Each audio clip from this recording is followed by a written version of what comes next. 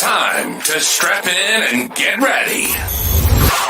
The leaders in NRL Supercoach are incoming. Bringing you the ultimate insight to help you win your leagues and climb up the rankings. You're now listening to the Insight NRL Show with your hosts, Brain, Mattrix, and Whisperer. Yes, g'day guys, welcome back. We've got round 17 in the books and you're listening and watching the Insight NRL Show. We're here to wrap up round 17 and of course the show is brought to you by the Standard Squeeze and Ryan from Astute Newstead. Supercoach Brain, SC Mattrix, SC Whisperer. We're here to talk all things round 17, boys. Mattrix, first of all, how'd you go, mate? How'd things go? We can see here on the screen that Josh is pretty happy with his score, so I'll start with you. Yeah, so I got the platinum in 2006 PSP Classic Daxter today because I didn't want to sully my weekend by watching the Dargans and the Dolphins play football. And that's fair. We were talking in the group chat about the fact that you would never watch a game between those two teams. So because one of them's going to win, and I just hate that. That is fair, and you've made good use of your time there with the PlayStation Classic. Josh, top of the world, mate, top scorer. I am. Second time this year, but the first time on the podcast. 12-18. So nice score there.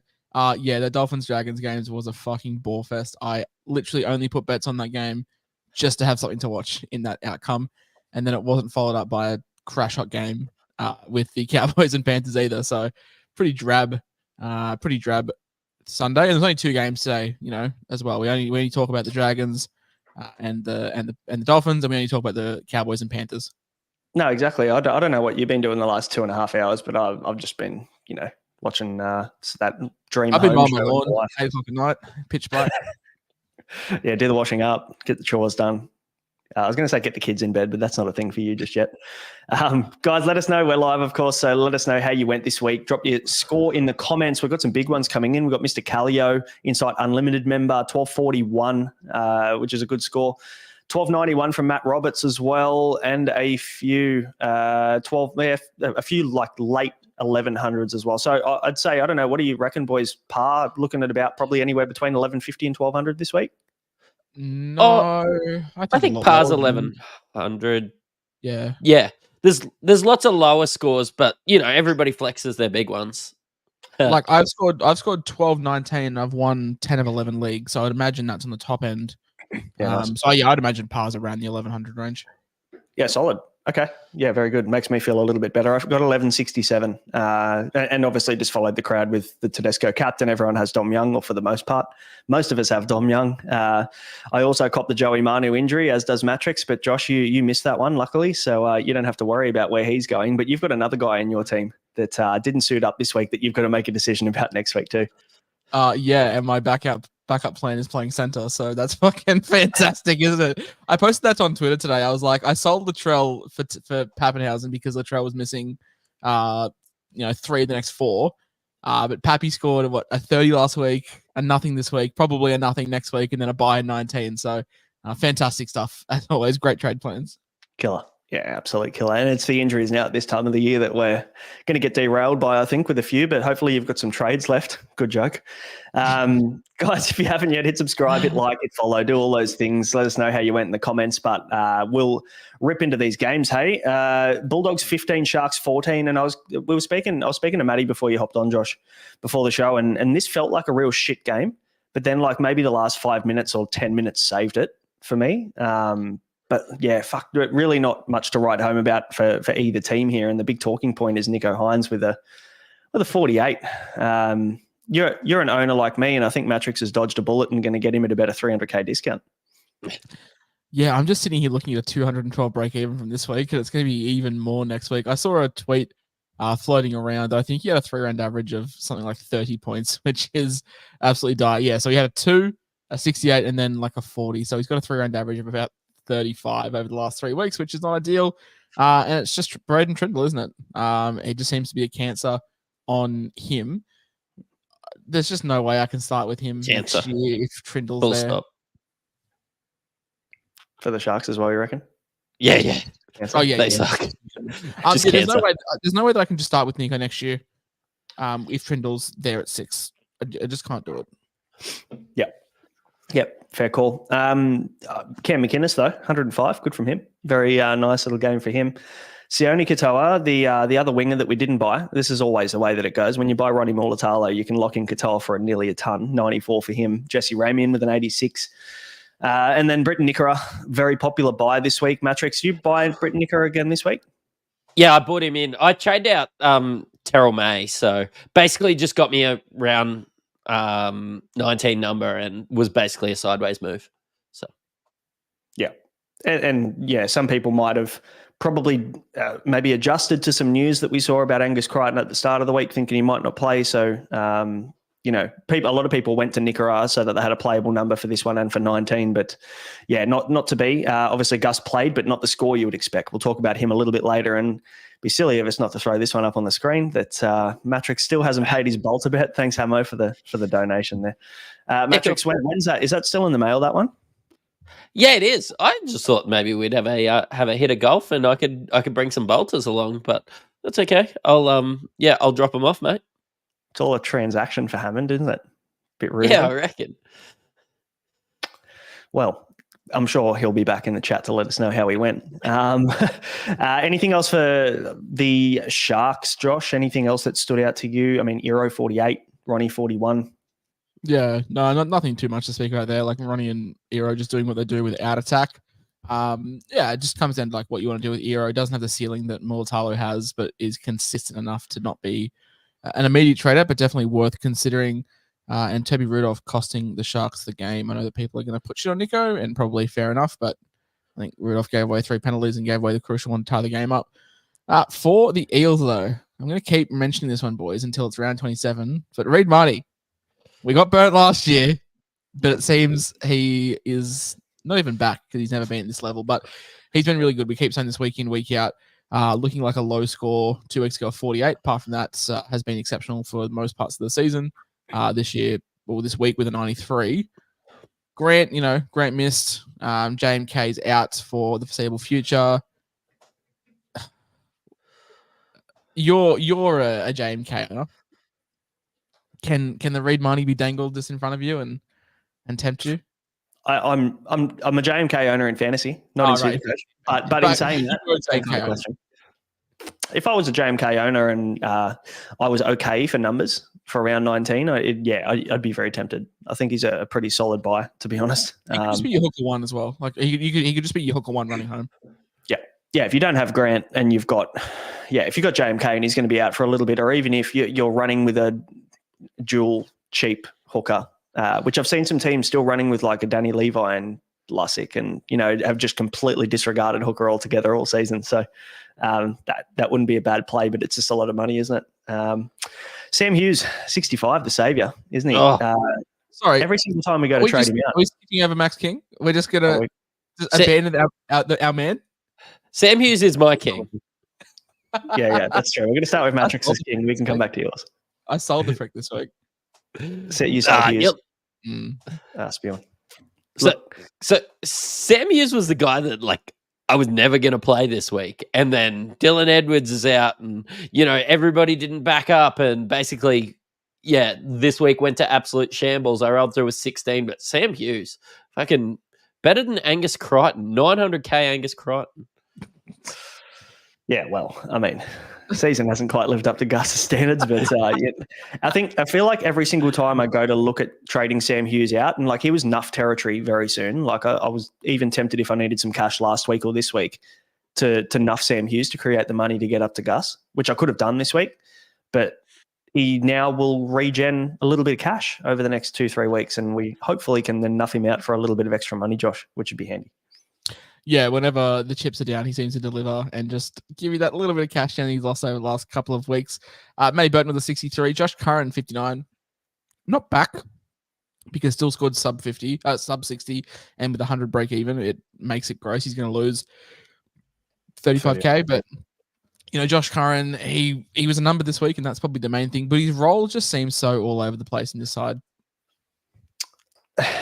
From week to week, I don't know what number he's going to wear on Tuesday or get named in on Tuesday. I don't know where he's going to end up because it's almost near a guarantee that he's going to end up benched or starting, and it won't be what he was named in an hour before the game starts. And I can't get a handle on the rotation either. It's a bit confusing. But again, look, 59, not going to complain with that. Yeah, I sold this week, and like 59 doesn't upset me too much. But if you had him, 60 is great.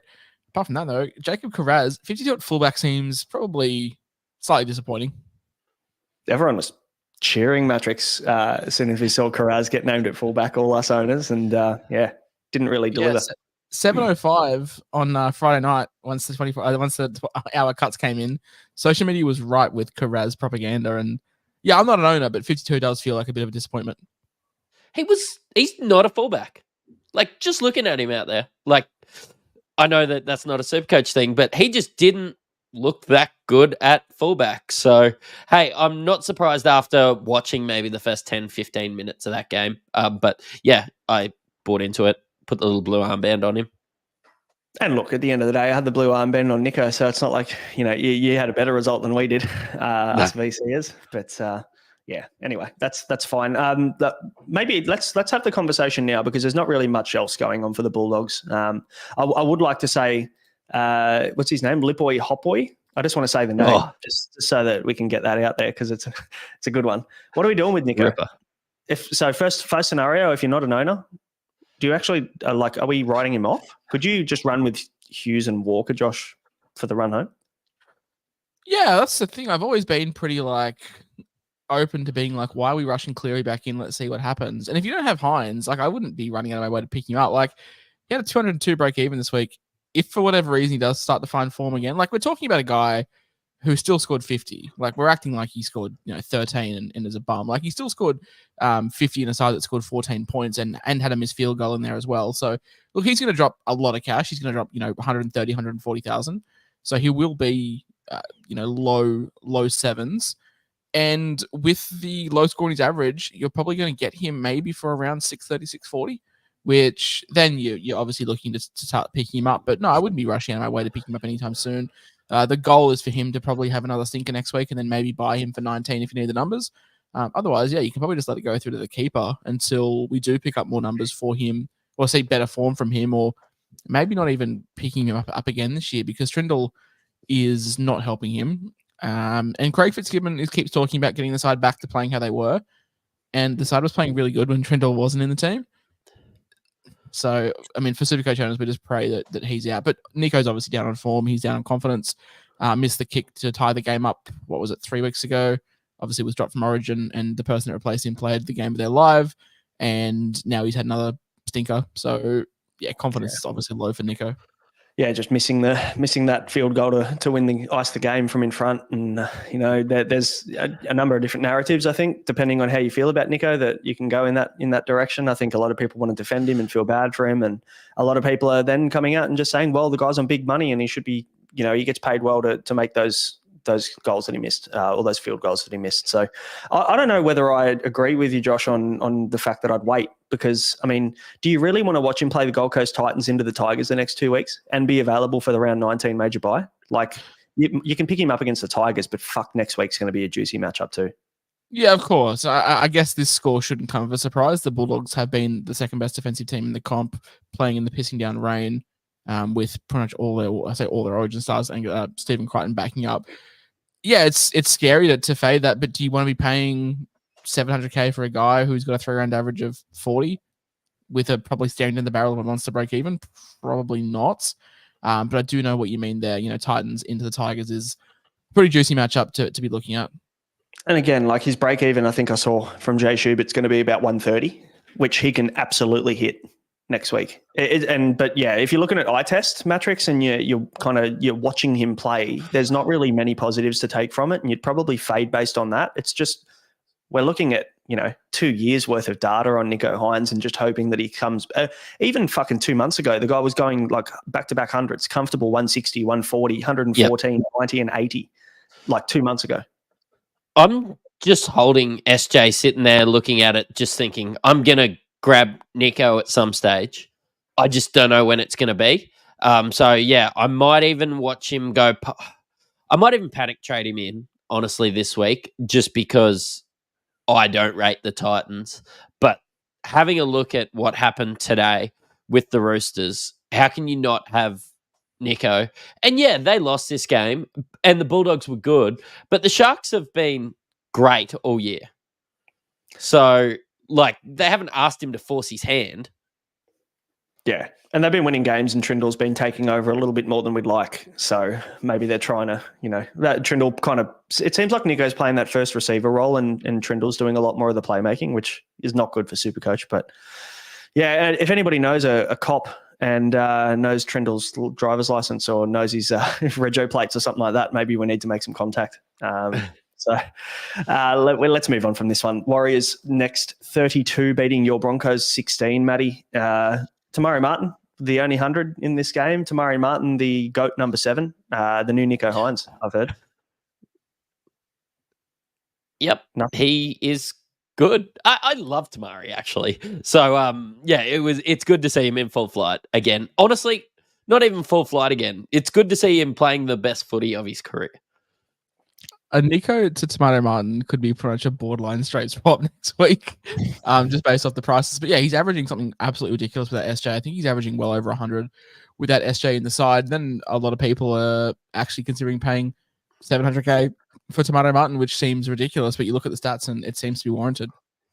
Yeah, the issue now is like, with the Warriors not playing round 19, that's probably at the forefront of people's minds, looking for a guy that's going to be in a high upside kind of captain option for round 19. But can't argue against Tamari Martin. I traded him to Tedesco 2 weeks ago, so I'll take the 80 and the 120. Not overly upset with the trade, but yeah, he'll nearly cover his break even, just about cover his break even this week, and just sit at 700K. So nice little swap to Nico there if you want to make that move next week. Mitchy Barnett as well, coming off the snubbing from Origin or not getting a gig there. 93 though for the Warriors, good from him. Chanel Harris-Tavita nearly had a first half hat trick before that one got turned away as well. 75. I mean, he's halfback only, and if you're looking to go cheap, like he's not a bad downgrade at 250K. Well, he's going to be about 270K next week. But yeah, you probably can't go too cheap in that position now when we're so close to the end of the season, Matty. I mean, I could always go SJ to Harris-Tavita while I'm fucking around waiting for Nico to pull his finger out. But yeah, look, I think it's better than enough. I think he's playable if you needed to do it. But is halfback really the spot you want to do that? Even if it is a little bit more dismal this year, I'd rather pay up for maybe a Matt Burton or somebody like that at 550. So Yeah. I kind of tend to agree. Roger Tuivasa-Sheck, 51. Nothing really to talk about there. But I tell you what, exactly. I mean, that's what I mean. There's nothing really Supercoach-wise to talk about. I don't think he becomes an option short term. But Aden Fanua-Blake, 45, 130 break even. Will drop about 70K this week and probably drop below 600K if we're lucky. As a non-owner, Josh, 53, 34, and 45 in his last 3 games. Are there panic stations for AFB? Does this kind of scare you off buying him? We'll even extend that. I mean, you add the 103 and the 37, so he's got a 5-round average of 54.4. That includes 103 in there. So, I mean, big outlier game from him. 37, 53, 34, 45 for a guy that was pushing 830 at 840K earlier this season. I'm definitely eyeing off the situation as well because I've got a Sean Bloor size hole that I could potentially need filling very soon by moving some jewels around. I mean, Sammy Fanu is going to not really pull his weight. He's a guy that you could pretty much move to AFB. Definitely monitoring this one. Up against the Broncos this week. Bulldogs next week. Great defensive team to the middle. So probably having a bit more juice in the stats next week, but definitely eyeing off that Raiders, Tigers, Parramatta, Dolphins draw after the bye. So he's a guy definitely firmly on the watch list. For sure. I guess you just have to be concerned about the Warriors season is over. I think we can all confirm that. And whether he just checks out with nothing to play for, the fact that he's finished up with the Warriors as well. Yeah, I think his head's going to be in Cronulla for the rest of the season, to be fair to him. And one thing to worth note as well, the Warriors have a bye in 27, and we're already going to be depleted in 27 as it is. So just worth noting there. Yep, good point. Our friend of the show, Dallin Wateni-Zelezniak, 36 with a try. What a man. off a kick, mind you. So no line break there. So yeah, not much going on for Dallin, unfortunately. But I mean, he's 488k. He's going to drop 30 odd k. He's going to be 450 basically. If you're held, do you have to just hold faith? Yep. No. Good. What do you do if you bought him over Jaden Campbell? Just asking for a friend. Can you? Yeah, you probably need to just like rip into the guy, like send a voice note to the guy that told you to do it. I reckon because that'd be a fucking. Trust me, I think that person does every single week. But on a serious note, you got Marju who's dropped in price now and coming off a big score. He's only done it once though, so I don't know whether you can trust that too much. But like a Dallin to Marju for around 19 number. No, trust me. As someone that bought Greg Marzu off the back of one good score earlier this season, I don't recommend. Can we talk about Chance? Because he is supposed to be Mr. Consistent. 715k with a break even of 131. Going to drop a boatload of cash again this week. We thought he was the model of consistency, but has gone back to back sub 40 scores. And apart from that, he's only had one score under 65 all season, apart from those 2 weeks. And not great for Chance. No, surprising because you look at the first 8 scores that he's got, like 80, 90, 70, 90. He had that 40 against Newcastle. Then he's gone 70, 90, 160. And then, just fallen off a cliff in a game against the Gold Coast Titans where you would think that was the best matchup of the year for him, knowing that how many points they leaked to fullbacks, and he scored 36. And then this one, just not good for CNK. Honestly, I had a lot of questions about CNK in the Q&A this week about, should I go from CNK down to Fletcher Sharp? And I mean, the answer was yes then, but I was telling people to hold strong on Chance because of what he's been able to do so far this season. Matty, what are your thoughts? Do you think there's any correlation of like when SJ's out there, Chance has looked really good, and then when he's not, tomorrow, like he just doesn't seem to get hit out the back as much anymore, which is probably leading to some Dallin missing out and some things like that too. I just think the makeup of this team has changed so much from the start of the year, that Luke Metcalf, SJ lineup. To them finding some form with Tamari Martin and CHT, getting a bit of chemistry there as well. I just think CNK, sort of the odd man out, doesn't seem to be creating much anymore. You've gone from 2 creative halves in Metcalf and Johnson to 2 run first halves in CHT and TAM. It's going to probably limit the touches that Chance is getting. And then the question becomes like, do we just jump off now? Yeah, I think so. When's SJ back? Is that 4 weeks? How long's the piece of string? I mean, the guy's had Achilles issues his whole career, and he's got another one. So I think it's advertised as 4 weeks, but it could be more. It said it. I did notice it said at least 4 weeks. Like people see the 4 weeks. Could be season. Like genuinely, could just be season. Yep. Yeah, potentially, especially if they're out of the running. What's the point in throwing him back in there? Risk another injury. At his age as well. So yeah, shame for SJ, but nice for CHT and Tamari Martin to get a bit of a run there for the Warriors. For the Broncos, Xavier Willison top scoring with 77. Nice little fantasy buy this week. So, but otherwise, there's not really fucking much to talk about here. Is there Mattrix 63 for Dean Mariner with a double? Otherwise, there's not much going on. Supercoach, I don't not much to talk about. I want to ask Matty, the position the Broncos are in this year, resting your Origin guys in a pretty crucial point of the season to get momentum happening. I mean, it's showing some mad confidence, but I know we're on the fringe there. But I mean, we're gonna have 7 games after Origin to get, I suppose, back into the 8. I suppose we want to make sure they're healthy. I still thought this was a winnable game, but you'd always have to run the table, wouldn't you? After Origin. Yeah. I mean, Kevy did. Like everyone thought that Kevy was going to play all of his stars in round 27 last year to try and lock up the minor premiership, and he didn't. He didn't give a fuck. So that just kind of shows like Kevy's always got like that long-term view in mind. But yeah, he's cutting it fine now, isn't he? I guess the one positive, from 5th all the way down to 12th, there's 1 game in it. The Dogs are at 20th. The Dogs are at 5th with 20 points. Dolphins with 20. Cowboys with 20. Dragons with 20. And the Seagulls, Broncos, and Knights and Raiders all have 18. So, 1 win changes things, but you want to be pushing that top 4. The top 4 is still gettable. Roosters with 22 points.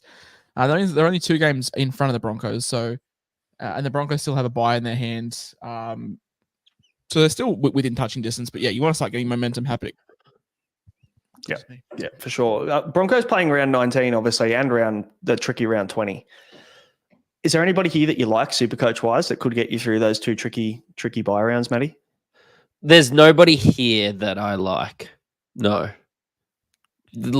Honestly, they just looked awful. I think without Walsh's creativity, without Renault's kicking game, there's honestly nothing to love except maybe the forwards hitting it up through the middle, and I think Cobbo maybe, but he's going to be playing Origin now with the injury news. So it's true. Or hopefully it's not Dane Gagai. My fantasy season's on the line there if he gets taken. But no. You can take a punt on a Dean Mariner or someone like that. But the base isn't there. I don't love it. With Kasekwi and Fletcher Baker now in the injury room, any love for Xavier Wilson at 410, or just too much money to be spending now? Not really. I think he's still going to be just playing those bench minutes. I don't think he's worth bringing in. I think if you own him, then hold. But I think that he's that impact kind of guy that will still always play just the 25, 30 minutes unless they're extremely short-handed. I still just think Payne Haas, when he comes back, is going to be playing big minutes. Jensen's going to be playing big minutes, and Willison will just play that, dare I say, Lenu role. That's all Willison is, I think. I mean, you can't expect 77 every week. I think he played 50 minutes the other day. But, you only need 40 for him to be relevant, I reckon. I reckon there's a chance that he gets anywhere between 35 to 40 minutes if we see Fletcher Baker out long term and Gashevsky. I don't know. I don't mind it. I mean, the only issue is front row forward. You just don't want to. We've said it week in, week out. You don't want to be spending too many trades there. Most people have Hughes, and then they've got name 2 of the top 6 front row forwards. Most people have Terrell May as well. Terrell May to Xavier Willison to free up some cash could be a little option there if you needed an extra number for round 19. If you've got 2 other playable options like Fainu, and then insert one of the top 4 front row forwards, that could be a play. But you've got to have trades up your sleeve too, and that's the problem. The more we're talking about trades and everything, you've got to take into consideration, do you have 15 or more trades to start playing around with moves like that? Then great, but most of us don't.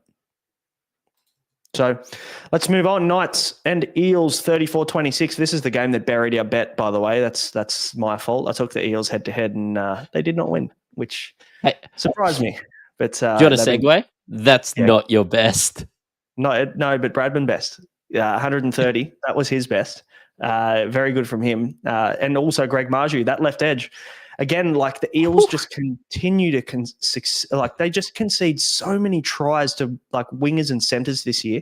It is borderline embarrassing how bad their edge defense is.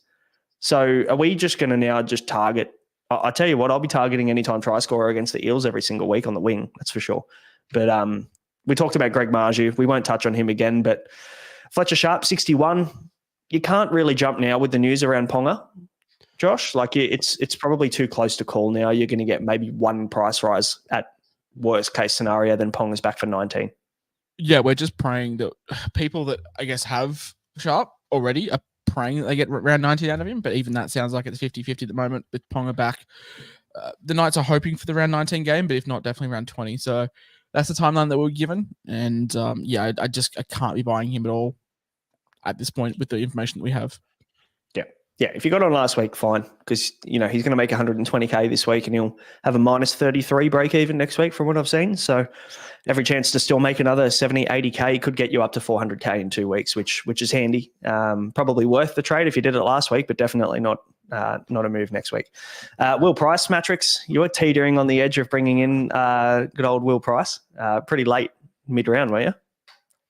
Yeah, he was in my team up until an hour before. I just chickened out. I was getting enough Val to generate some cash to, I suppose, get Nico in next week, get Payne Haas in a couple of weeks. I just saw Val maybe only playing the one game, and I just like Will Price, I suppose, from what I've seen. But yeah, look, I'm glad I didn't in the end. But you know what? An extra 60 this week, I wouldn't have been complaining.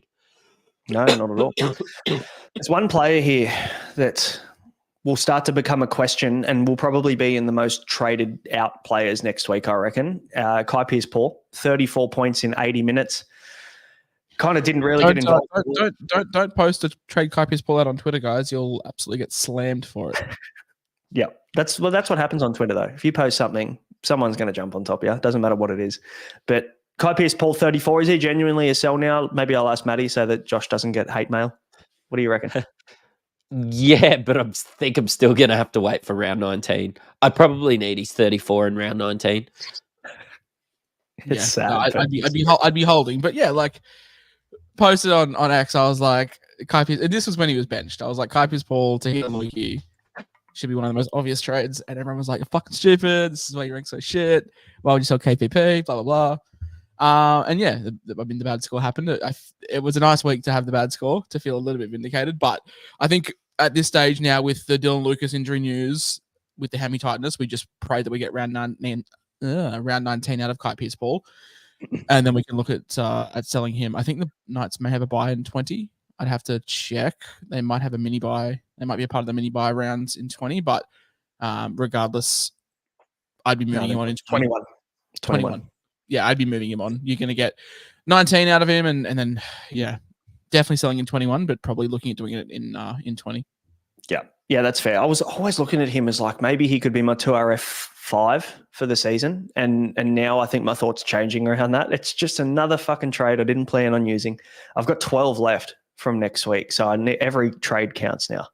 I'd be having maybe 300k in the kitty and potentially trying to go KPP up to Gus in 20. Yeah. Initially, I was going to do Terrell May to Gus via Curran. And then I had enough cash in the bank to actually do Curran straight up to Gus this week, but I held off because of all the news around Crichton not backing up. So maybe that can, I think there's going to be, I don't need to get Gus now because his break even is going to be massive next week. It'll be a fucking tough watch though, not owning him next week. Otherwise, that's it for the Knights. Mitchell Moses, top scorer, 103. He's been fantastic. Not only for New South Wales, but for the Eels in this one. Just couldn't get him the win. The one I'm interested in is Bryce Cartwright, though. Like, nice little left field pod at 2RF. Like, his scores have been awesome since he's been back, too. Playing 80 minutes on the edge. Party, baby. Yep, Cardi Party's back on. Just it seems like no matter what happens, Ryan Madison is not out of favour, but like not being prioritised at all. Coming to Luggy out, Sean Lane sucks. So it seems like Cardi is the flagship 2RF, and yeah, it could be a great little pod play. Score since he came back from that injury, round 11 against the Storm, 58, South 54. Then he's gone 79, 62, 74, and then now 85. So good, nice little run. The problem is you're just going to pay up now, aren't we? 563 with a 47 break even, so you're probably paying 600 for Bryce Cartwright, which feels a little bit ill. But there was that one week that he was 460k, and I just stared at his price and him all week and just didn't pull the trigger. But yeah, I think he's a hold. Do you really want to pay 600k for Cartwright though? I mean, I'll pay 600k for those scores. But yeah, when you say Bryce Cartwright, it's kind of like, oh yeah, I don't know. But his base has been good, and he finds a try line, and also he's on Mitchell Moses' hip, who's back now. I wouldn't buy him without Moses, but I like him being on that edge. KPP to him, hey.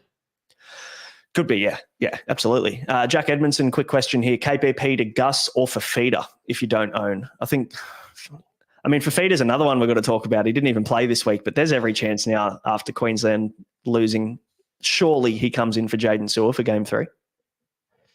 I'm sure you guys. Sorry, Braino. I'm sure you have a different opinion on Billy Slater than me, but I think Billy Slater might just be arrogant enough to not pick him again. Oh, fuck! I hope you're right. I don't know.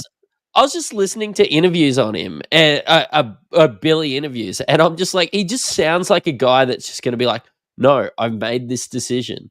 I believe in Jaden Sewer. The old sunk cost fallacy. If you don't know what it is, go and Google it because that's definitely that. Yeah, so Cardi, not a bad left field option. We might be talking about him next week as a bit of a pod play. Blaze Talangi again, 66. He was solid. How many? He scored a double in his 66. Yep. So good for him. He's going to he'll lose a little bit of cash, but not much. So still a good little trade asset there and a good 19 number. So I'd probably hold Blaze Talangi. I saw people trading him out last week. Definitely not a trade out, I don't think.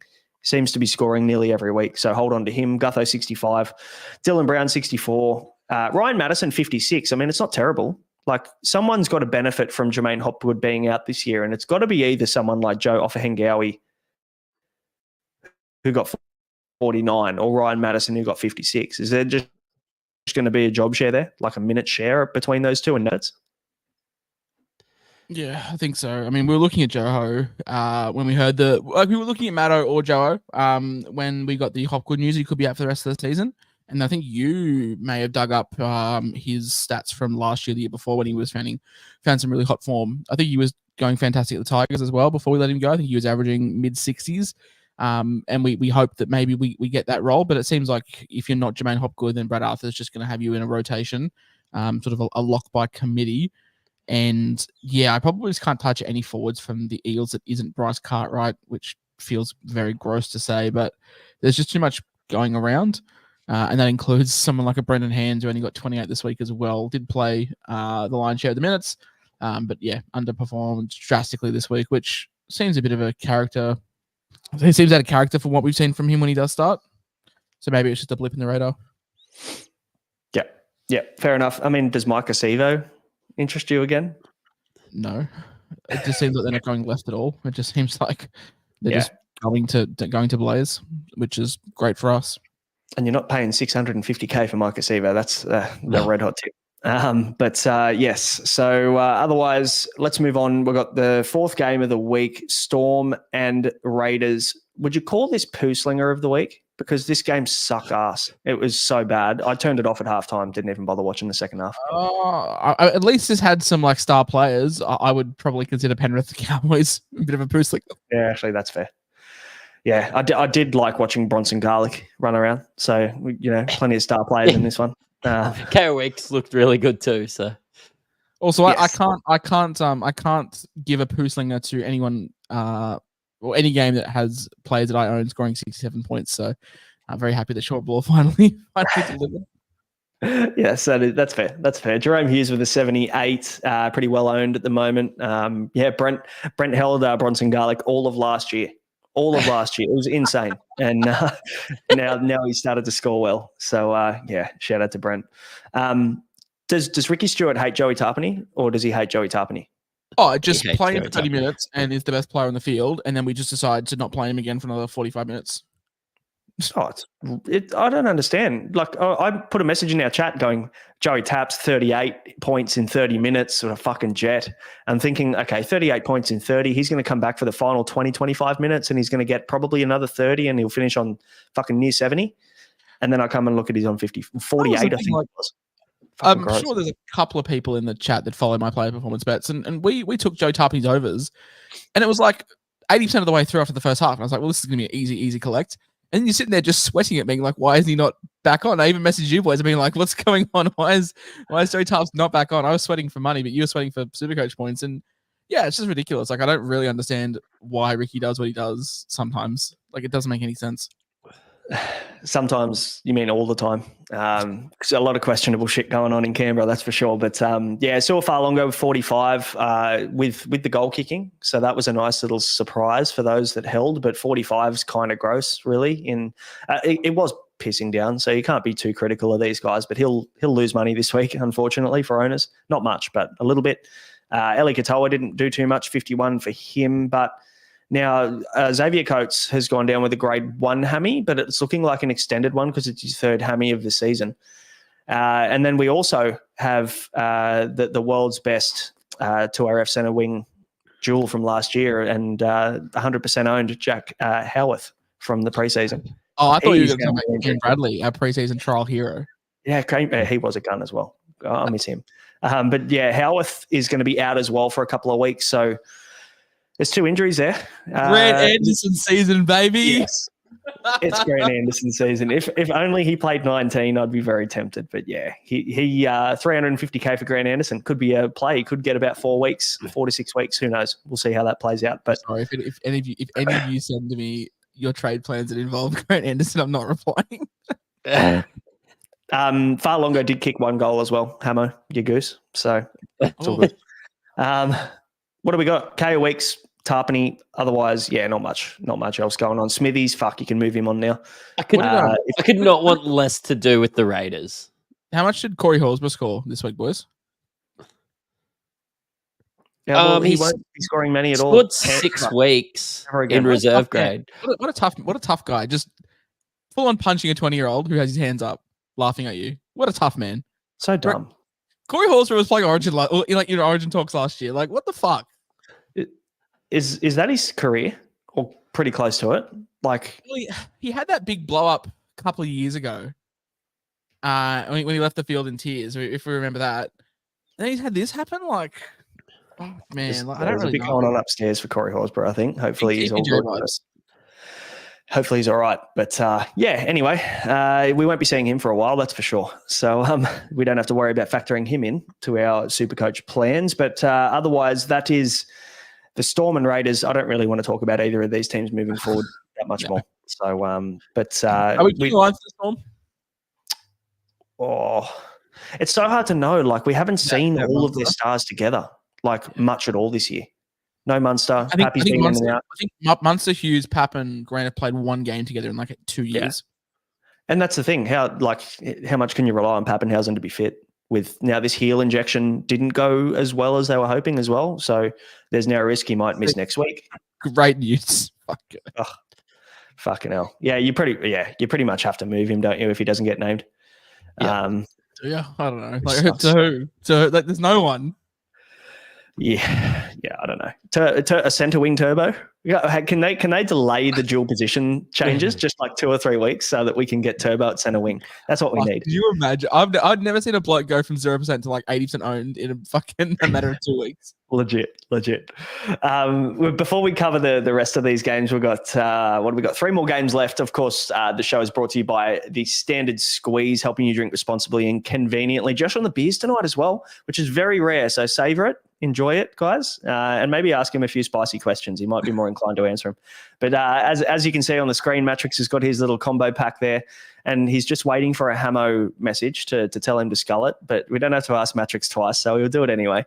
And of course, but it helps you drink responsibly and also conveniently. It fills up the little chamber at the top there to be the exact 30ml shot, so you can drink and know how much you've had, so that you can drive and track that. So definitely get yourself a Standard Squeeze. You can go to their website, thestandardsqueeze.com, use the code IFS15, get yourself 15% off.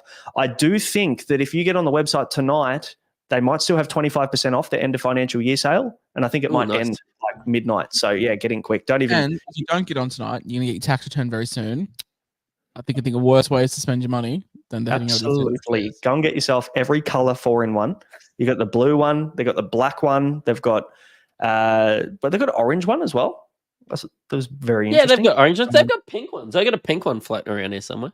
Yeah, that's mint. Get your missus one if she likes pink, that is. Maybe she likes blue. I don't know. I'm not going to judge. But go and grab some stuff at the Standard Squeeze. Go and look after those that support us. Now, let's move into the Dragons and the Dolphins. That was also kind of a shit game. But talk to us about Jack DeBellin, Josh, because one of the great saviours of your Supercoach score this week. Just laughing at Hamo in the chat. I'm also a bit sauce. Yes, Jack DeBellin, how good. What a man. What a shit bloke. But great Supercoach game from him this week. He was very much on the chopping block. He wasn't in my plans this week, as you boys know. We have a lovely group chat with the 3 of us and Aman. We were talking about who I should bench in my team, and we all came to the executive decision to bench Jack DeBellin. And that would have happened if it wasn't for Ryan Pappenhausen being ruled out. But Jack DeBellin got like call up. Nice little try assist there to Francis Molo, who just great. 90 points, finally pull his weight. And it made the second half enjoyable because the first half was a certified poo slinger. Wasn't good. Wasn't fun. aside from that, I mean, all the Finn scores were sub 60. So, like, kind of don't even want to talk about any of them, but they are relevant coming into 19. So that we will have a chat about potentially the best options from that team, but also the Dragons play around 19. So kind of relevant. Plenty of scores here, though. Sloan 89, Sewer 86 was good. Hopefully a bit of redemption there. Maybe he's good enough for Billy to pick him, Matty, for next Origin. Fatala Mariner 85, Little 74, Tuipulotu 74. So they're kind of the notable ones. And then obviously no one would own any of these underperformers. Talk to us about your favourite team, the Dolphins, Mattrix. I know you love talking about the old Redcliffe Dolphins. Sorry, the Dolphins.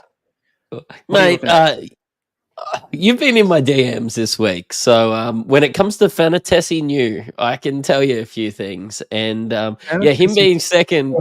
You on full first name basis, are you?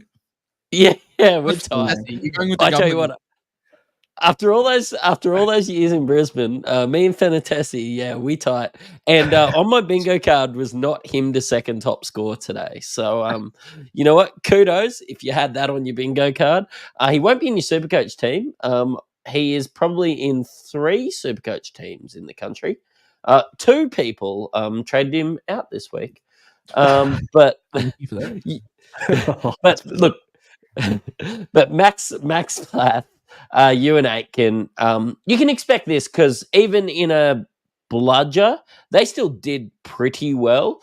They're the guys. If I have any interest in Dolphins, it's with them, with the upcoming draw. It's probably staying away from those guys that rely on some attacking stats, like Asako, like your Tessie News, your Trey Fullers should drop out soon. I'm completely off the Herbie Farmworth idea after watching them play this year. But, you and Aiken and Max Plath, they've got the base. They could be good for the run home.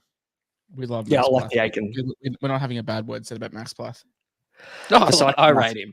Legend. Love him. He's good. He was kind of the one that I missed this year. I feel like usually I've been pretty reactive to trades this year, but he's one that I wish I jumped on that I didn't. So he's been solid all year. And Ewan Aitken's a guy I'll probably look at next week as a genuine option from Joey Manu. Even if you've got to spend $50K to get up to him. Maybe I still perhaps Trey Fuller. Maybe we get the Trey Fuller ban back happening. Well, I mean, he's not going to play next week, unfortunately. So, any of these Dolphins players miss 18 because they're on the bye next week. So, they won't be a bye next week. But, round 19 for a little 1 week play. If you rate that, I hate it, but go nuts. You and Aitken, you should still be halfway. You should still be there because he had a break even of 103. So, he should still drop 50K. What do we think about Grimsey's comment here, boys? Asako is now 100% sell. Gonna give this one a hard no. Maybe in round 20, but I would be holding for what I can. He's playing Souths as well, who concede the most points to right wingers in the comp from memory. Correct me if I'm wrong. I'm pretty sure they're up there anyway, unless that number's changed. But nice little matchup. No Cam Murray. Yep.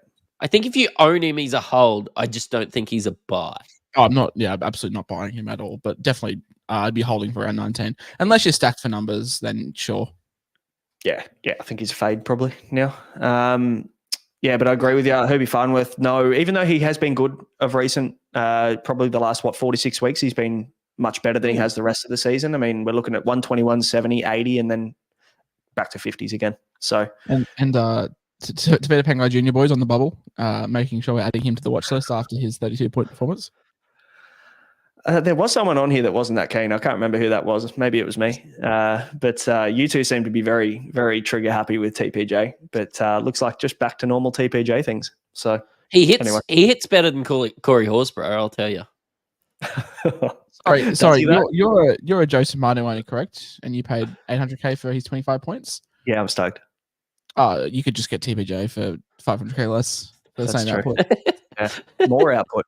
Even more output. Yeah. I only paid $600 for him. Leave me alone. Yeah, I did not. It was since round 6.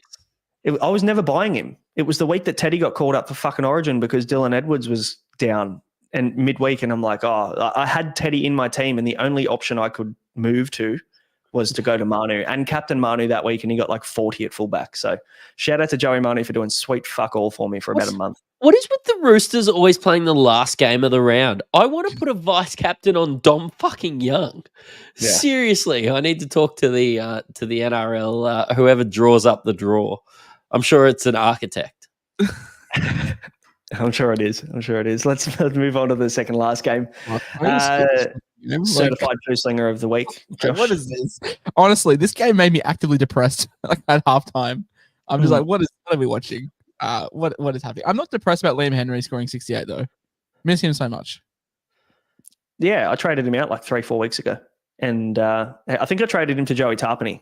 And I reckon they've been pretty even on score, if I'm completely honest. Like, Liam Henry's been great. Playable this week as well. Major and mini buy saviour Liam Henry. He's been fantastic. So 68 for him.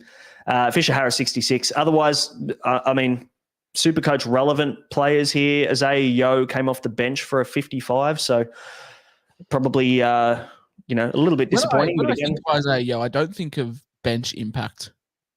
No. I think they've put him on the bench to just minimise his minutes and just give him a break. That's pretty much all they've done. But hopefully that gets him through the rest of the season for Isaiah Yeo. But nice little option for the run home if you want a COV of 7%. And Isaac Tongo, 60 break even, scored a 37. He's bottoming out. I said I'd buy him at 430. He's going to be like 420. The minute the fucking Fury is back, Isaac Tongo is straight in my side. Yeah, that's fair. Yeah. I mean, so for Joey Manu owners, would you just jump early and lock him in at this price? Fuck no. Knowing that Cleary's back? Absolutely not. Not a chance.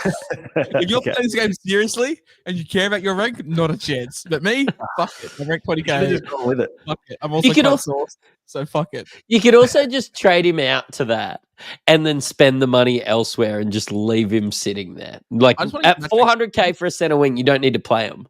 I need to give Mattrix some credit. I need to do this more often. I'm enjoying looking at Supercoach scores and players after like 8 beers. It's great. This is great. This is unreal. I don't know why I have neglected this for the past 6 years. I've never done it. I've never done it on 8 beers. I usually just do it on 15. So and the difference is you on 8 beers, Josh, would be the equivalent of Mattrix like having at least a pack to himself, like 24. Yeah. So, you've got to get a few in you. But otherwise, Cowboys were fucking boring as well. Helam Lukey, though, your boy, 64. Awful trading for them, by the way. 64 in about 70 minutes. Awful trading for them. Just reading. He was great. Oh, he was unreal. He's a stud, and when he gets the minutes, like I'm really keen on buying him. Break even to 5 this week, so he'll be back over around 460, which I still think is a fantastic price to be picking him up, especially if you do have like if you have Sam Hughes and he's topped out, and you've got some jewels to swing around. You've got a Semi-Fan, you've got a Curran, you've got a JDB. Then moving him up and bringing in Lukey, I think is a great play. In saying that though, Cowboys were shit, but to their credit, they're without 2 men for 10 minutes of this game, like either side of each other. So they did really well, and they defended fantastically. And it was a good win by them. They were also missing players, so don't let the narrative that Penrith are missing their origin stars fool you. I mean, they were missing Holmes, they were missing Robertson, they were missing Dearden, and Murray Talangi as well. So good win by the Cowboys, but this game was a certified poo slinger. No good. Do you know if you filter? So I was looking for absolutely anything once Foul was ruled out because I only played 16 this week for a downgrade. If you filter by average, Braden Burns is averaging like 75 the year, and he's 577k. He'll be 700k next week after playing 4 rounds. Because you get to like the depths of hell in drafts when one of your players is ruled out and you just filter by who the fuck's available. And Braden Burns seems to be available in all my leagues. So shout out to him. And a couple of good players coming through. Harrison Edwards looked good. Purdue looked good as well. Tamalolo doesn't, which is standard. But all aboard the Lukey Express, I reckon. Yeah, I like it. Nice little play. Well, I think did we start I started the season with Helam Lukey. Did you? We all did. Yeah. Yeah, and there's good reason for that. We all rated him, so just got to get the opportunity. Looks like he's getting it. Scotty Drinkwater got binned as well, which was kind of funny as a non-owner. More than happy to see that happen now that I don't own him anymore. Yeah, do you bail on him? That's another big question that kept popping up over the week. Do we go Drinkwater down to Sharp or whatever it be? Would you go Drinkwater now to another fullback? We're getting to a stage now where it's just like Tedesco and then maybe like Kaylee Rowe is your fucking second fullback. It's just the money and the points for in centre wing. Genuinely. Yep, I had Ruben Garrick at fullback for like a month before I moved him up. So even though Dylan Edwards didn't play this week, I'm still just really happy that I'm not having to burn a trade at some stage. Like Dylan Edwards is still averaging like 80 odd for the season or something crazy. So yeah, but the problem is like the last 6 weeks he's getting you about 20 points a game when you take into account all the fucking games he's missing. So it's like it's just really brutal. It's play someone else. Makes it, of course, but it makes Supercoach fun. Like honestly, like people complain about Origin this time of the year and it wrecks competition and whatever, but like I've always followed a team that never has any fucking plays in Origin, so I don't really care. But for Supercoach, it makes it interesting. There's not a chance in the hell that we're ever looking at you and Aiken, but the fact that like Origin does this and it makes the plays that you buy more appealing. And I never thought I'd be having Jack DeBellini in my team, and it just makes stuff more interesting. And Supercoach can get so boring for the first 10 weeks because we're all the same fucking teams. And if you start poor, it's very hard to make up ground because everyone just has the same team. So this is the time to make moves, and it's enjoyable. Yeah, agreed. I feel like Mattrix had something to say because he laughed to himself. I reckon he had something pretty rotten that he was going to say, and then he's bailed out of it. Something to do with Jack. No. Just Josh 8 years getting into his feelings. I love it. Oh no, it's like people that support good teams, and I understand it, are like Origin sucks because half their team's out. I understand it. Trust me. Like if you're a Broncos fan, half your team's out. I'm a Tigers fan, man. I don't fucking care. We suck with Origin players. We suck without Origin players. Whatever. I had him last year because he was good last year, but this year he's been dog shit. But all of a sudden, I managed to buy what I hater, so I'm pretty happy with that one, Jake. Josh, we might just take a rain check on this last game. Mattrix. This game doesn't exist. Yeah. No. I'll talk about it because everybody enjoyed talking about the Broncos. Roosters 40 defeated the Tigers 6. Look, Benji Marshall was seen throwing clipboards after this one, but no, the Roosters are a lot better team than the Tigers. A couple of guys got binned from the Tigers. That is negative 10 points in Supercoach. So you'll see that there was a really bad tackle from Appy. It was so bad. I mean, I have no idea how these two guys got sin binned for this. Honestly, what was worse, Appy's tackle or Liam Martin's head pat? Both big blights in the game. Yeah. I don't know. The head pat was worse than this. Because honestly, like Lindsay Collins had just been getting up in Appy's face. They'd just been punching on.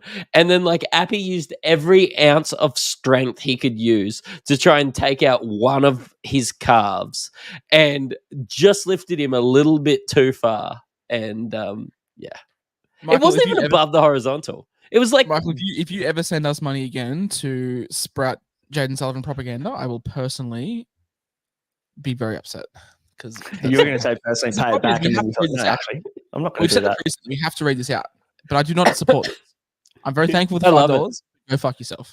So for Michael Finch, for the audio viewers out there, has asked, with Tigers' dreadful performance, will Benji bring back the GOAT halfback Sullivan back to turn the season around?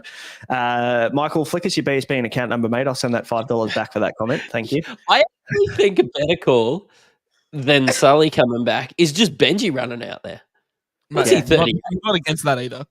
For the NBA fans out there, I'm sure there's a few in the chat. Has anyone seen the amount of like mod do-ups for 2K? JJ Redick, yeah. With the suit hitting the game-winning shot for the Lakers, like that. Yeah, that's cool. That's like Benji just going out there in his grey suit and just throwing little fucking flick passes and shit. That'd be cool. He could do like a big sidestep, score. The crowd goes wild. They only lose by 28 instead. That's a lead. It's like Chris Paul with a big three to cut the lead to 38. Yeah. But I mean, there is some talking points in this game. As much as we rag on this game, Dom Young, Dam Tedesco, 252 points between them. That's very handy stack, isn't it, Mattrix? Oh, I mean, if you've got the C on one of them, it is more than 250 points. I had 488 points going into this last game. You had like 8 players playing, didn't you, in this last one? I traded out one of them too. I traded out Terrell May this week. I had 1, 2, 3, 4, 5, 6, 7, and the captain on Tedesco. Fuck. I mean, there's a good reason for it. The Roosters have an amazing draw for the run home. We've been loading up on them, and the Tigers play round 19 and don't have a bye until like round 26. So, and like you've bought them all relative. Like I've kept Appy all year, but you bought Galvin at cheap price. You bought Fino at a cheap price. Like I never intended to have this many Tigers, but when their turnover's pretty high. But I mean, if I had May too, that could have been a very high scoring game for me. It may have been a very high scoring game, that's for sure. Yeah, no, I racked up bulk points in this game too. I had Dom Young, I had Tedesco C, I had Terrell May 73, I had Fainey with a 40, and I had Lucky Galvin with a 52. I picked up bulk points as well. I'm still waiting for my apology on Connor Watson from YouTube, by the way. Oh yeah, you deserve it. Actually, thank you. That's all I want. I just want validation. Yeah. It's a good shout. He's been great. We talk about Reid Marnie being the hooker one for the run home. Connor Watson, he's 60k more. He could also just be that guy. Yeah, Ron Burgundy's been playing some real good football lately. Like the only issue very is man too. Also very, very handsome man. Bloke. Absolutely good looking bloke. The only issue is he's the cloud around like whether he's going to play Origin or not. Like I think he played 13, but there was talk that he was going to be named as a utility in Origin 1, and they went in a different direction, and then he played 14 in Origin 2. I mean, are we buying him for the run home? Are we genuinely considering someone like that? I'd only do it. Like, I'm not making trades at hooker. Like, I've got Harry Grant. He sucks. Whatever. I'm only making trades at hooker if I own JMK. And then the question becomes like, do you go to Reid or do you go to Connor Watson? For me, that's just as simple as that. I still think Appy is a play. Like, he wasn't great this game, but I still think you can ride the highs and lows of Appy Coruscant. The problem with Appy is his good games are so fucking shit. Like, Reid Marnie's bad games are a 50, and Connor Watson's bad games are a 50. And yeah, their good games aren't as high, but like, I'm backing them to have good games in a better side than Appy. Like, Appy, we know his good games are like 130 plus, but his bad games are bad. And I like Connor Watson, but surely you have Dom Young and Tedesco. Like, legit, everybody I play. Like, I didn't win any matchups this week because everybody had Dom Young and the C on Tedesco. And then you've got, like, Crichton. Like, yeah, we're moving out Manu. Everybody has May. Like, are you adding another Rooster that's not playing round 19? That's where my question marks come in. Yeah, and that's the thing, though. Like, yeah, you're buying Appy for 19, but is his 45 points going to outlast the whole season of Appy and Watson? I mean, if you think they do, if you think that the 45 points you gain from Appy in round 19 is going to be enough of a gap to outlast Watson and Marnie, then obviously by all means jump on him. But for me, it's like I want Connor Watson as my hooker one if I had to pick one. Yeah. Fair call. People are still trying to get Gus in now. Like, the good thing is Gus Crichton only ended up scoring 48. All the news about him missing. I think you do it until 21. Correct. Yeah, I completely agree. I think now we're lucky enough now that his break even is going to blow out at his price. Like, he's going to drop down to maybe 800K roughly. And then we're probably going to get a 140, 150 break even next week. I haven't actually checked, but it'll be close to that. Which means you can hold off. And yeah, you might be sacrificing some points, but we could genuinely get Gus for maybe like 700K round 21. So, I'd rather buy Gus for 700K in 21 and miss out on the 1 week of points next week than buy him for 800K and only get 1 week of points. Because like I don't want to buy him after backing up. Gus isn't going to be 700K. Mate, he had a break. He had a break even of 86 and scored 48, and he's 824K. Yeah, if you listen to the whole conversation, he'll have a pretty heavy break even next week. It'll be 130, 140. And then if he doesn't, even if he scores 80 next week, man, he'll still fucking lose another 40K and have another massive break even around 20. There's a real world we'll be getting 750. Nah, I reckon he'll bottom out 710, 720. Genuinely. I do not bottom out, but like I think like we can get him at 720, 730, 710, 720 at in round 21. I'd much rather that. I don't want to pay that much for a guy backing up after Origin, after a stellar game. We saw this week there was floating around rumors of him potentially being rested. Certain Twitter sources came out and said he was definitely rested. Certain Twitter sources are fucking stupid. But you can buy in their defense, he was pretty rested out on the field. Well, I didn't watch this game. I was driving home from my old man's place, and I said to you boys, I was like, "Is Gus playing center? Because his score is not great." But no, like genuinely, if you bought him this week, like barring the rumors, because he was also popular for good reason, like you'd feel a bit hard done by. And I think just based off this game, I wouldn't be buying him in 20 after him backing up after Origin. I'd just buy him in 21. Fair call. I'll probably do the same thing. I don't own him at the moment, and I'll definitely be getting him in. But, and I mean, it could be one of those plays where, getting him in next week with a massive break even. It's like that Ruben Garrick 150 where he met his break even back in the day. That it could be that play. But the problem is then he doesn't play 19, and then you don't know whether he's going to back up in 20. And I think you make a good point, Josh. Like, if there's rumors floating around where there's smoke, there's fire for the most part, right? Like, if there's rumors of him not backing up this week, but he did, and he went and played max minutes. But there's every chance potentially in round 20 they might rest him then. Of course, but also on the positive side, if 48's the worst we see of Angus Crichton backing up after running for fucking 200 metres in an 80-minute Origin game, then fuck me, that's impressive. Like if 48's the worst we're going to see of it, then sure. But yeah, I wouldn't be buying until 20 just because I think you can get him for probably 130k cheaper than what he is right now. For sure. Yeah. Then similar situation to Nico, but you need the 19 number and the upside. And the matchups for Nico also has no aura. He's got no vibes either. I think Angus carries big vibes. They're all in his chin. Angus looks like just Lord Farquaad from Shrek. He does. Actually. That's a good shout. That is a good shout. Just strong Giga Chad chin jawline. Can I give you a really shit idea? Sure. You do twice 27 every year. Brandon Smith is 336k. No, delete that. I will physically. I don't know how to. Yeah, there we go. Fuck off. So yeah, he got himself back in. That's the problem with him also having admin privileges. He can just load himself back into the pod. No, not a chance. Not a chance. I mean, I might buy him when he's at the Dragons next year. But that's about it. Isn't Damien Cook going to the Dragons? Oh yeah, I forgot about that. I'll buy him when he's at Titans. I don't know. He'll be somewhere. Maybe the Catalan Dragons if we start up a Super League Inside Fantasy show. Could be.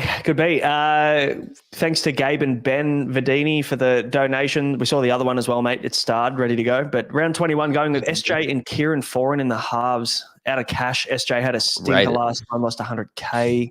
Should I trade for Caesar? I don't rate it, but I respect it. I mean, so are we doing SJ to Caesar? Is that the question? I'm assuming that's the question, right? Yeah, I'm presuming it is. Oh, okay, and so okay. So I thought we were taking but he has no cash, and that's fine. No, I don't think Caesar's probably the best halfback. I think you'd be better off going a Chanel Harris Tavita or something if you wanted to save a heap of cash there.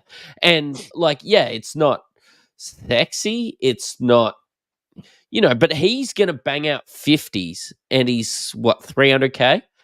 You're going to save still 200k. Just do that. Don't go Caesar. Don't laugh. If this is a genuine question, I will answer it with full sincerity. We know how good Manly's draw is. Brooks is 460k. I'd rather Chanel Harris Tavita. Yeah. Okay, cool. I'm glad we did this. That fixes that. Fair. I'm an SJ owner. I've looked at that. And then I just slapped myself in the face and just kept on living my life. Oh, dear. Look, we would spend some time talking about the Tigers because their availability is fantastic, but there's just no options there that you're going to want to buy. Seriously, this might be the Ruben Porter appreciation group because 45 are the best. I mean, it's great to see him still getting minutes and still getting points. Let's just hope it lasts for everybody who went and bought a couple of weeks ago. I'm really enjoying my Jed Cartwright. He's been fantastic for me off the bench so far. So I'm so glad I didn't do Val to him. I'm more of a Miles Martin kind of man. I've got him too. Mattrix got about 7 nuffs in his team. It's around 17. Billy Army for feeder. He's my boy. Yeah, true. I've had him since day one. Gone but never forgotten Billy Army for feeder.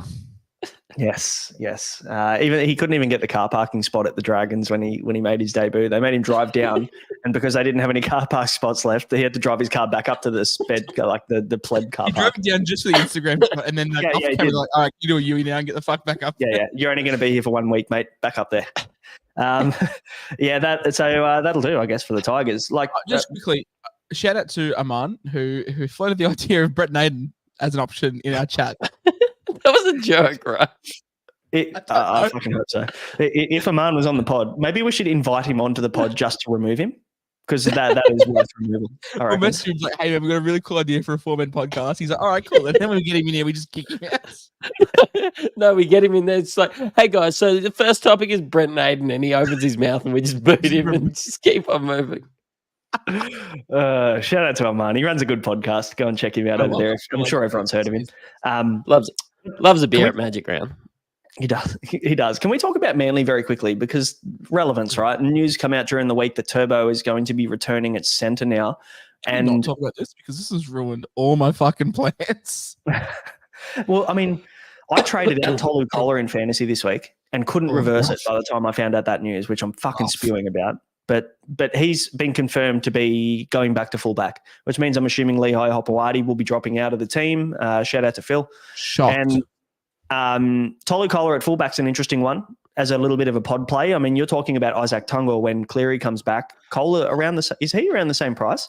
Because that could be a really nice little play. I don't know his fullback stats off the top of my head for Supercoach, but I do know his fullback stats in fantasy are fucking unreal because I bought him when Turbo went down. But Kola, 434K, yeah, so very similar price to Tungo. You might have to talk me out of that on Tuesday because I'm pretty keen. Yeah, I don't want to be a wet blanket, but like, is there a chance that he just plays it for 2 weeks while Turbo plays himself back to fitness and then moves back? Are you okay with still having Tolu Kola at value when he goes back to 400K and he's banging out 40s and 60 if he scores a try? So nearly everyone, and including myself, and I'm sure you guys, have probably 6 centre wing guns at the moment, right? Like Manu, Young, Garrick probably still sitting there, and all these other guys, right, that we can play on match up every single time. Sorry, did you say 6? Yeah. Yeah. Fuck me. I've got 6. I've got 2. I've got Val Holmes and Dom Young, and then fucking a whole lot of nothing. Kale Iro, Mulatalo, Talangi, Dallin. Fair enough. I'm probably counting Mulatalo in that category, knowing that he can be a 700K guy. But if you're not counting him, we've got 5, right? But like, do we really need another gun at centre wing to replace Manu? Like the trade next week could be Manu to Kola, 18, 19 covered and 20.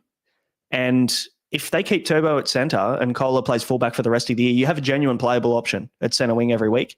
But then if he doesn't, you just don't fucking play him. Just let him sit as your centre wing 6 or 7 and just don't play him every week. I don't know. If Seaball was like, yeah, Turbo's going to play centre for the rest of the season, yeah, it'd become almost a must-have. But like at this point of the season, as someone that brought in Pappenhausen, and I'm probably going to waste 2 trades on him, like I don't want to be fucking around with just trades for the sake of picking up a couple of points. Like I'd do it if he had an extended run at fullback. But like you said, who knows? Like maybe Turbo just plays a fortnight at centre, gets his body back into match fitness, and then they just put him back there. Yeah, could be.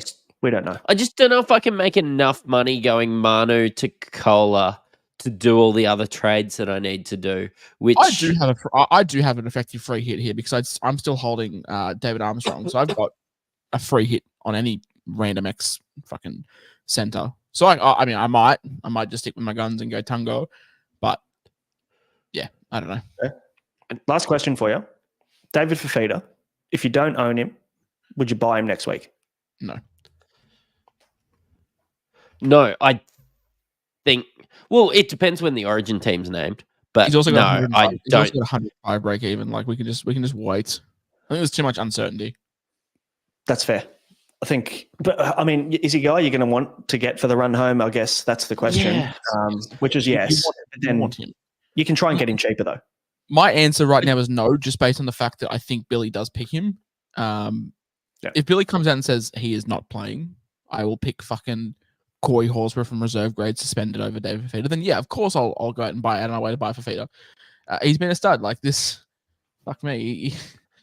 He hasn't scored below 70 since round 4 when he came in. He played his first game for 55 minutes. I don't think David Fifita is going to Dom Young you. And I mean the 170k Dom Young, not the minus 15 Dom Young.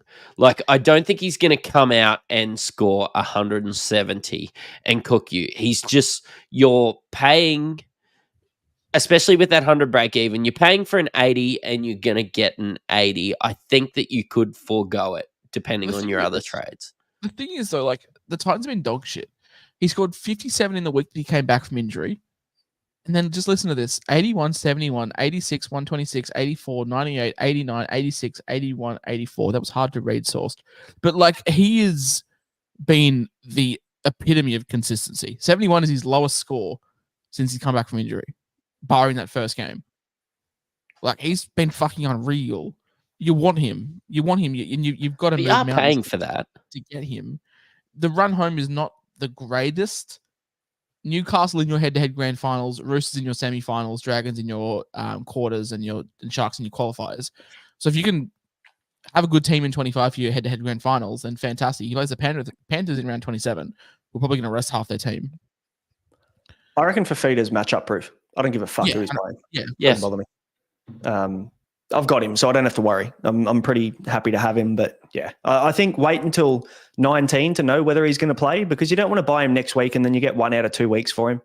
Okay, the question then I'll ask you boys: if you've got a combination of Fifita and Katoa or Fifita and Olakau'atu, you want to have Crichton in there. Do you need to have all 4? Do you need to have Katoa, Crichton, Fifita, and Olakau'atu if you have a guy like Britton Nikora? If you have Nikora, no. I don't think you need all 4 if you have Nikora. Nikora can happily be your 2RF4, and that's reliable when you can play him on matchup then. All 3 of us agree. Or buys. All 3 of us agree you need to have Crichton and Fifita. Yep. And then it's a combination of if you have Katoa or Olakau'atu.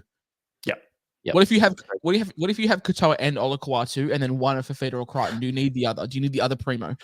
If you've got Katoa and sorry, I was just going to say. So what I'm saying is, we all agree that Crichton and Fifita are must-haves. Mm-hmm. Yes. However, if you have one of those, but also have Katoa and Olakau'atu, probably the 2RF 3 and 4, do you need to get the other? Do you need to have all 4 top 2RFs?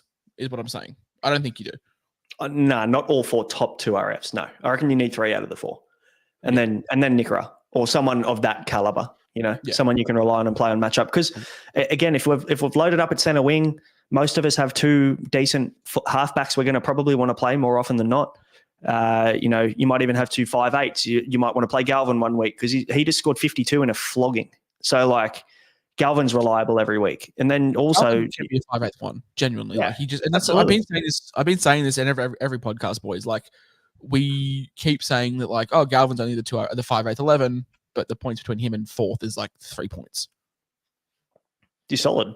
Absolutely. I don't think he's a trade out. I reckon you could happily use him as a 5'8" if you wanted, but I'll probably keep him at 5'8" and have deal bags at 5'8" and just leave it there. I don't need to use another trade then. I've got backup if I need it. But yeah, interesting conversation. Plenty to chat about on Tuesday, I'm sure, that we'll dive into a little bit more in depth when we have a little bit more information. But a couple of questions here we'll rip into and we'll get these done. Would you be trading into Murray Martin? Brent wanted to know. Probably not now at that price. I don't know if I can sleep well at night knowing I paid $700K for Tony Martin. And that's nothing against him. It's just like, I know he's been going well. It's just like there is a history of pedigree there that you do have to consider when paying these premium prices. Yeah, I think you're only going to get 4 good weeks. Even if FJ's out for the year, then I don't hate it. Like, I just think you'll end up going to Cleary or Nico later on. So, yep. Yeah, fair. Chris Petrovsky, how many trades is low? Sub 10. 10. 10 or under. Yeah, I'd say 10 and under. Yeah, I've got 12, and I'm a little concerned, but I'm not. I would be not that banking. excited. I'd be banking for one trade a week from 21 to 27. Yeah, that's fair. Hamo has a couple of spicy questions we starred for you, Josh. He's got two, actually. First one is, what happens on that fold-out futon in the background? He seems to be very interested. It's always down because my cats just use it as a fucking resting post, so not a whole lot. Wants cat hair up my ass, which I really don't. Here's a better one then. Who would you rather on the futon? The goat Sullivan or the good-looking rooster Watson? This isn't a question. It's kind of Watson. That's a fucking in a heartbeat. That's a lot. I thought that was going to be a harder question. I know. Thanks, Hammer. That's a hooker.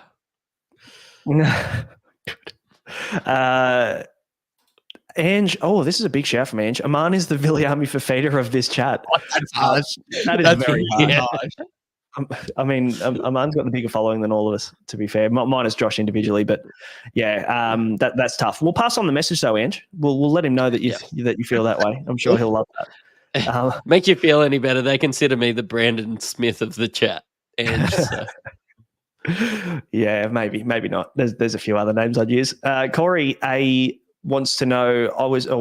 I was trading in Mariner this week and pussied out and went Tupo. So Corey's in the he's an Insight Unlimited member and he's in the Discord. And yeah, this is a big flex. Tupo 90 odd, Mariner 60 odd with a double, mind you, for Mariner. So like, wasn't a terrible pick, and I actually kind of liked it, but the upside wasn't there.